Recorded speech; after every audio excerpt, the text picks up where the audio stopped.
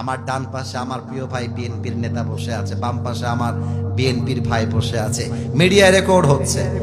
একটা কথা আজকে বলছি, মিডিয়ার ভাইরা এটা আপলোড দিয়ে দিবা, আমার বিএনপির ভাইরা ইসলামের বিপক্ষে নয়, আমার জামাত ইসলামের ভাইরা ইসলামের বিপক্ষে নয়।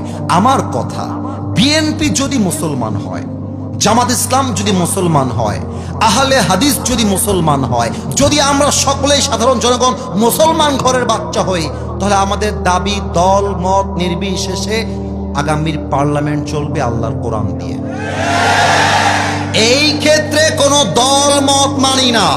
আমার কথা আমি জানি, এই কথা অনেকের গায়ে লাগবে, কারণ মৃত্যু কবরের ওয়াজ শুনতে অনেকের পছন্দ হয়। বাট যখন আমরা বলি জমিন যার, আইন চলবে তার, জমিনটা আল্লাহর, আইন চলবে আল্লাহর, অনেক মুসলমান নামের বেঈমানের গায়ের মধ্যে জ্বালা পড়া শুরু হয়ে যায়।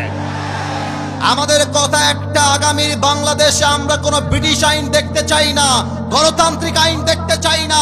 আগামীর বাংলাদেশে প্রত্যেকটা সংসদে সংবিধান পাস হবে আল্লাহর এই কোরআন থেকে। হাত তুলে বলো সবাই ঠিক কিনা?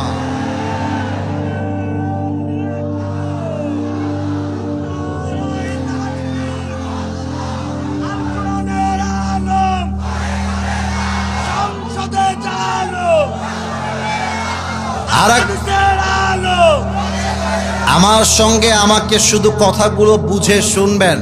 কবরে গিয়ে আপনি প্রশ্ন উত্তর মুখস্থ করে যাবেন, বিএনপির ভাইয়ারা শুনবেন, আমি আসিফ হুজুর আপনাদের শত্রু নই। আমার মতো বন্ধু আপনি পুরো বাংলাদেশে আর কাউকে খুঁজে পাবেন না। আমি আপনার ভালোবাসা